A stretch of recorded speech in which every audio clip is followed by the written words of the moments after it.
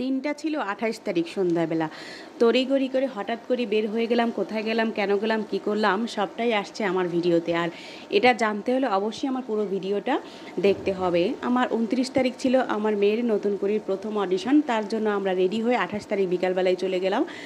এখন রওনা হচ্ছি বরিশালের উদ্দেশ্যে। এই যে আমাদের বাজার ক্রস করে যাচ্ছি, আমরা একটা সিএনজি নিয়েছিলাম, সিএনজি করে এখন চলে যাব সবাই আমরা এক এক করে। এই যে আমরা বলতে বলতে আমি ভিডিওটা অনেকটাই ছোট করে ফেলেছি, যার কারণ সবটা দেখতে গেলে তো অবশ্যই অনেকটা সময়ের প্রয়োজন, আর অবশ্যই আমার অডিয়েন্সের ধৈর্যেরও প্রয়োজন আছে। এই যে আমি ভেদুরিয়া ঘাট বলতে আমাদের যে লঞ্চ ঘাট, এখান থেকে মানে আমাদের ভোলা থেকে যেখানেই যাই না কেন আমাদের লঞ্চ ছাড়া কোনো গতি নেই, আমাদের লঞ্চে যেতে হবে। এই যে আমরা লঞ্চে উঠে গেলাম, পাশে আমার ভাই বসে আছে, বোন, মেয়ে, তার টিচার, সবাই আমরা একসাথে খুব মজা করতে করতে একটা পিকনিক ভাব নিয়ে চলে গেলাম আমরা বরিশালের উদ্দেশ্যে। যে লঞ্চে মনে হচ্ছে আমরা গুটি মানে অল্প কয়েকজন যাত্রী ছিলাম, তেমন কোনো যাত্রী ছিল না। আর লাহারাট যাওয়ার পর তো আরও যাত্রী নেমে যাবে, তবে সবাই খুব মজা করতে করতে আমরা বরিশাল যাচ্ছিলাম। মনে হচ্ছিল খুব পিকনিক, মাথায় যদিও একটু টেনশন কাজ করছিল, তারপরও ওটাকে টেনশন হিসেবে নিয়ে নিই যে আমার মেয়ে ডিম রুটি খাচ্ছিল আর এইখানে সে গল্প করতেছিল, সে কত আনন্দে হাসি আনন্দে যে গল্প করতেছিল, দেখেন কত খুশি সে সবাইকে একসাথে দেখতে পেয়ে। সবাই একসাথে কোথাও বের হলেই সে আনন্দে আত্মহারা হয়ে যায়।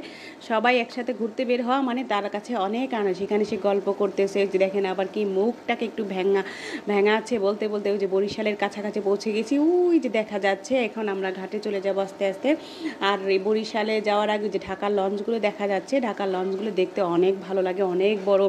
আপনারা কখনো বরিশালের লঞ্চ দেখেছেন কিনা জানি না, অনেক সুন্দর। এখন আমরা লঞ্চ থেকে নেমে টার্মিনাল থেকে হেঁটে বাহিরে যাব, টার্মিনাল থেকে বের হবার কি হেঁটে যাচ্ছে। যে মেয়ে আগে যাচ্ছে, মনে হচ্ছে সে অনেকটাই চিনে এখানকার, আসলে সে কিছুই চিনে না। আসলে হচ্ছে সেই যে লাফাচ্ছে না, সেটা হচ্ছে সে খুব আনন্দে লাফাচ্ছে, তার কাছে খুব মজা লাগতেছে যে সবাই একসাথে যাচ্ছি। এখন হচ্ছে আমরা টার্মিনাল গেট থেকে বের হয়ে রিক্সা নিব। আর যদিও আমরা হোটেল আগেই বুক করে রেখেছিলাম, এখন ভাবলাম যেহেতু অল্প একটু হেঁটেই যাওয়া যাবে, তাই হাঁটতে হাঁটতে চলে গেলাম। আর আমাদের কিছু জিনিস কেনার ছিল, সেটার জন্য ভাবলাম যে আমরা দেখতে দেখতে যাব, আর পথে পেলে সেটা কিনে নিব। আমার মেয়ের কিছু কসমেটিক্স, সেদিন ছিল আমাদের ষষ্ঠী পুজো, আর তার জন্য বরিশাল সদরটাকে অনেক সুন্দর করে সাজিয়েছে। যে আমরা মার্কেটের মধ্যে দিয়ে যাচ্ছি আর জিনিস দেখতে দেখতে যাচ্ছি, বলতে আমাদের জিনিসগুলো প্রয়োজন ছিল কসমেটিক্সের দোকানে। যে একটা কসমেটিক্সের দোকান পেয়ে গেলাম, সেই দোকানটাতেও আমরা একটু ঢুকলাম, দেখি এখানে পাই কিনা, কিন্তু দেখা যাচ্ছে যে কাঙ্ক্ষিত জিনিসটা আমরা এখানেও পেলাম না। তারপর এখান থেকে আবার বের হয়ে যাব। এই যে এখন দোকানদার প্রথমে ভেবেছিল আছে, তারপরে দেখে যে সেই জিনিসটাই নেয়। আমরা এখন দোকান থেকে আবার বের হয়ে যাব, বের হয়ে আবার সামনে যেই দোকানগুলো পাবো। আর বরিশাল সদরটাকে সত্যি সেদিন খুব ভালোই লেগেছে, কারণ খুব সুন্দর করে সাজানো ছিল, লাইটিং ছিল একদম, মানে রাস্তায় অনেক ভালো ভালো লাইটিং ছিল। পুজো যেহেতু পুজো ছিল সেদিন, ষষ্ঠী পুজো প্রথম পুজো ছিল।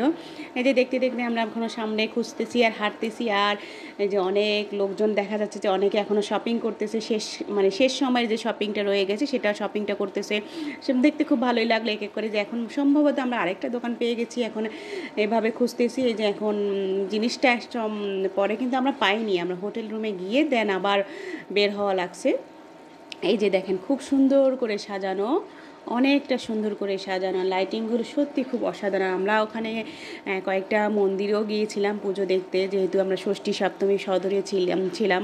আর থাকা হচ্ছে মেয়ের জন্যই আমার থাকা লাগছে ওখানে, মেয়ের প্রয়োজনেই, কিছু করার নেই। এখন সন্তানের জন্য তো ছুটোছুটি করতেই হবে, অনেক কিছু ত্যাগ করতে হবে। এই যে এই মণ্ডপটাতেও আমরা গিয়েছিলাম, খুব সুন্দর করে মণ্ডপটা সাজানো হয়েছিল, প্রতিমাগুলো খুব ভালো লেগেছিল, আমরা সেখানে সেলফিও তুলেছিলাম।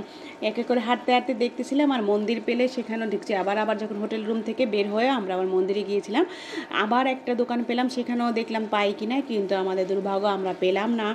এখানে আর খোঁজাখুঁজি না করে আমরা তারপর এখান থেকে বের হয়ে যাব। লোকটাও অনেকটা ট্রাই করলো যে পাই কিনা, সে ভাবছে আমাদের তার এখানে আছে, পরে দেখে যে আমরা যে জিনিসটা চাচ্ছি সেই জিনিসটাই তার কাছে নেই। তারপরে আমরা এখন হোটেল রুমে চলে যাব। আর এখানে কিন্তু দ্বিতীয় পার্ট কিন্তু আসবে আরও এক সপ্তাহ পরে, আর দ্বিতীয় পার্টের জন্য অবশ্যই অপেক্ষা করতে হবে। আর এই পর্যন্ত কেমন লাগলো অবশ্যই আমাকে কমেন্ট করে জানিয়ে যাবেন। সবাই ভালো